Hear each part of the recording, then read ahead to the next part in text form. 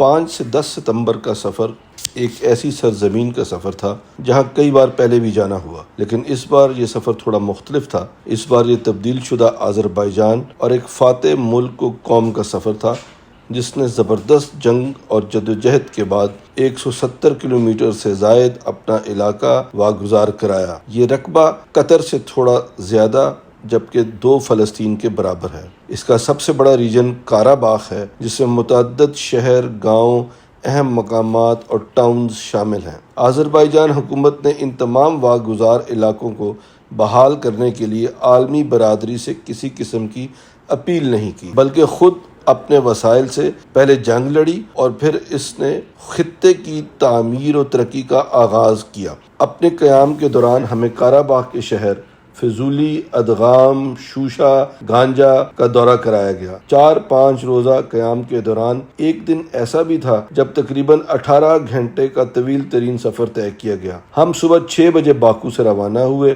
مختلف شہروں دیہاتوں سے ہوتے ہوئے 4 گھنٹے کے سفر کے بعد فضولی کے اس مقام پر پہنچے جہاں آرمینیا کی طرف سے بچھائی گئی بارودی سرنگوں کی صفائی کا کام جاری تھا۔ دوران سفر کئی شہروں حتیٰ کہ دیہاتوں میں آذربائیجان اور ترکی کے ساتھ پاکستان کا جھنڈا لہراتا دیکھ کر دلی خوشی ہوئی۔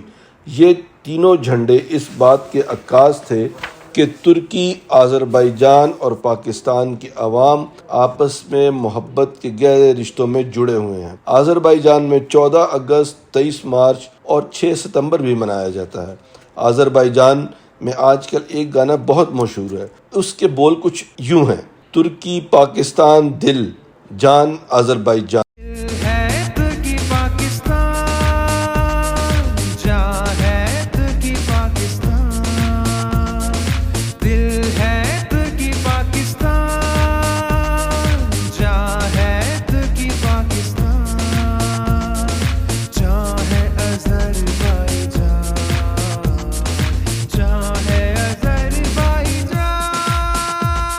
اکثر گاڑیوں، چائے کے ہوٹلوں، جسے ہم عام زبان میں ڈھابے کہتے ہیں، یہ گانا بہت مقبول ہے۔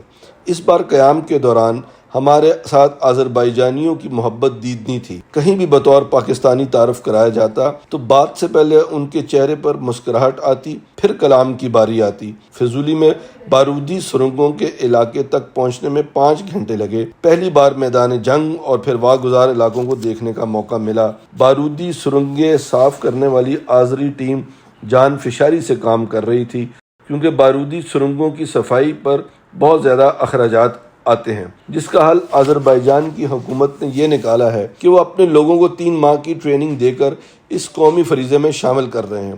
اس موقع پر بارودی سرنگیں صاف کرنے والی ٹیم نے بارودی سرنگ کا دھماکہ کر کے عملی مظاہرہ بھی دکھایا۔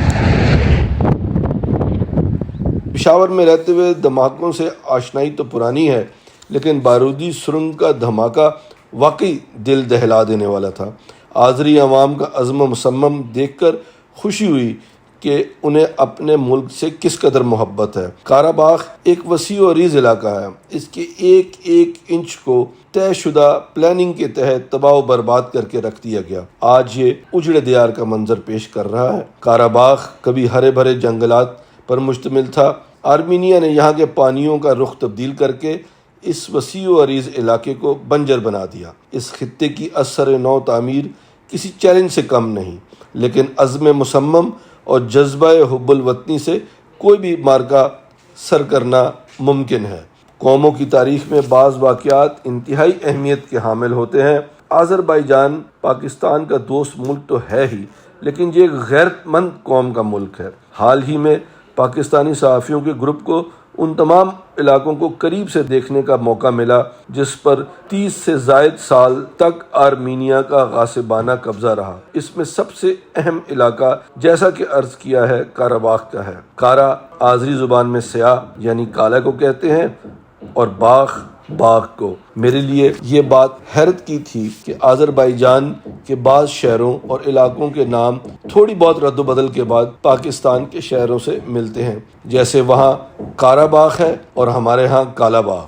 آرمینیا افواج جس نے اپنے قبضے کے دوران اس ریجن کے ہر شہر کو تباہ و برباد کرنے میں کوئی کسر نہیں چھوڑی تھی، اب وہاں تعمیر و ترقی کا عمل تیزی سے جاری ہے۔ قاراباغ ریجن میں قاراباغ شہر سے 60 کلومیٹر کے فاصلے پر فضولی شہر میں بین الاقوامی معیار کا انٹرنیشنل ایئرپورٹ تعمیر کیا گیا ہے، جس کا افتتاح صدر الہام علییو اور ترک صدر رجب طیب ایردوان نے کیا تھا۔ یہ دیکھ کر حیرت ہوئی کہ یہ 1 سال کے قلیل ترین عرصے میں تعمیر ہو کے فنکشنل ہو گیا ہے، یعنی کہ وہاں پہ پروازیں آ بھی رہی ہیں اور جا بھی رہی ہیں۔ قاراباغ کے علاقے کو ترقی دینے کے لیے قاراباغ اکنامک زون کا اعلان صدر آذربائیجان نے کیا ہے۔ یہاں توقع کی جا رہی ہے کہ نہ صرف آذربائیجان، ترکی، پاکستان بلکہ دنیا کے دیگر ممالک سے بھی سرمایہ کار صنعت سازی اور سرمایہ کاری کرنے کے لیے آئیں گے۔ شوشا قاراباغ ریجن کا دوسرا اہم ترین شہر ہے جو عین سرحد پر واقع ہے۔ یہاں سے آپ روسی امن افواج کو بھی دیکھ سکتے ہیں۔ اس شہر کے دورے کے دوران گھروں اور بڑی بڑی عمارات کو کھنڈرات کی صورت میں دیکھ کر دل خون کے آنسو رو رہا تھا۔ آرمینیائی افواج نے یہاں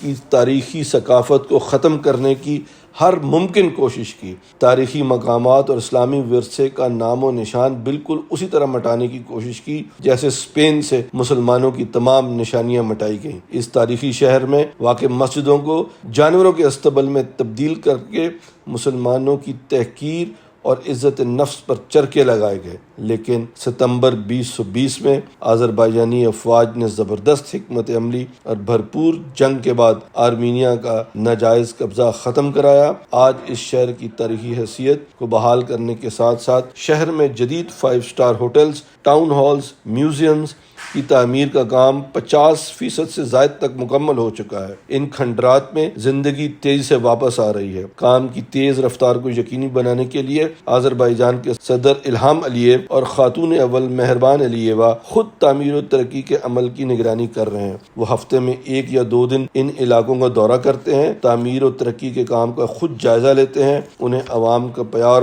اور محبت اور بھرپور اعتماد حاصل ہے۔ حکمران قیادت کو اپنے وطن کے چپے چپے سے پیار ہے۔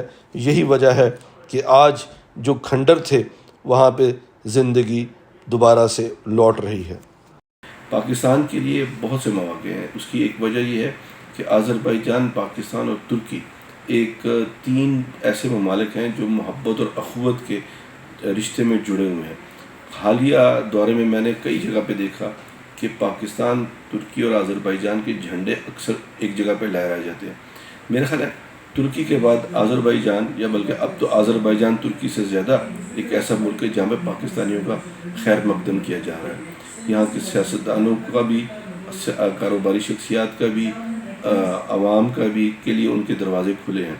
ہم اب اپرچونٹیز تلاش کرنا یہاں کے کاروباری حلقوں کا کام ہے۔ اب قاراباغ اکنامک زون جس کا اعلان صدر آذربائیجان نے کیا ہے، وہ اپنے اندر بے پناہ مواقع لیے ہوئے ہیں۔ اب یہ پاکستانی کاروباری حلقوں کو چاہیے کہ وہ جائیں وہاں پہ اور سیریسلی وہاں پہ اس اپنے جو سی مواقع ہیں ان کو تلاش کریں۔ ہوتا یہ ہے کہ پاکستانی بزنس مین چونکہ بہت امیر ہیں اور معذرت کے ساتھ کہ جب وہ وہاں جاتے ہیں تو پھر وہ اپنے کام کی طرف توجہ مرکوز نہیں رکھتے۔ تو میں یہ گزارش کروں گا پاکستانی کاروباری حلقوں سے، کاروباری صنعت کاروں سے کہ فضا بہترین ہے، پاکستان کے حق میں بہترین ہے۔ جو آپ چاہیں وہ آپ وہاں کر سکتے ہیں۔ سٹیبلٹی، پولیٹیکل سٹیبلٹی بھرپور ہے۔ حکومت آذربائیجان سرمایہ کاروں کی سرمایہ کاری کی گارنٹر ہے۔ اس سے بہترین فضا میں نے آج تک کہیں پہ نہیں دیکھی۔ ہم دبئی کا سنتے ہیں، ہم دوسرے ممالک کا سنتے ہیں، گلف اسٹیٹس کا سنتے ہیں، لیکن جو آزادی پاکستانیوں کو آذربائیجان میں حاصل ہے وہ اس کا آپ تصور نہیں کر سکتے۔ آپ اس کے پاکستانی جو کاروباری حلقے ہیں، تجارت والے ہیں، ٹور آپریٹرز ہیں، ان کے لیے ایک سنہری موقع ہے۔ میں وہاں پہ بعض پاکستانیوں سے ملا، وہ کہتے ہیں کہ ہم نے تو دبئی یا کسی اور گلف اسٹیٹ جا کے وقت ضائع کیا، ہمیں چاہیے تھا کہ ہم یہاں آتے، لیکن بہرحال دونوں گلف اسٹیٹس کی اپنی ایک اہمیت ہے، آذربائیجان کی ایک اپنی اہمیت ہے۔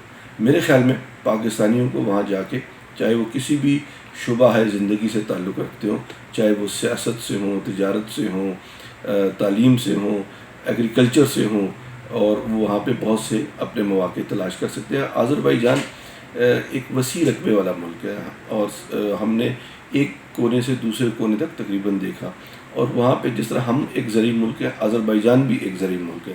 آذربائیجان ایک خوش قسمت ملک ہے کہ وہاں پہ تیل کے ذخائر ہیں اور ساتھ ہی زراعت ہے، اور وہ بھرپور، اور ایک میں نے وہاں پہ ایک بہت اچھی چیز دیکھی کہ وہ ایک مثبت انداز میں قوم پرست ہے، وہ اپنے ملک سے پیار کرتے ہیں اور اپنے قوم ہونے پہ فخر کرتے ہیں۔ تو میرے خیال میں وہاں بہت سے مواقع ہیں جہاں پہ پاکستانی ان سے استفادہ کر سکتے ہیں۔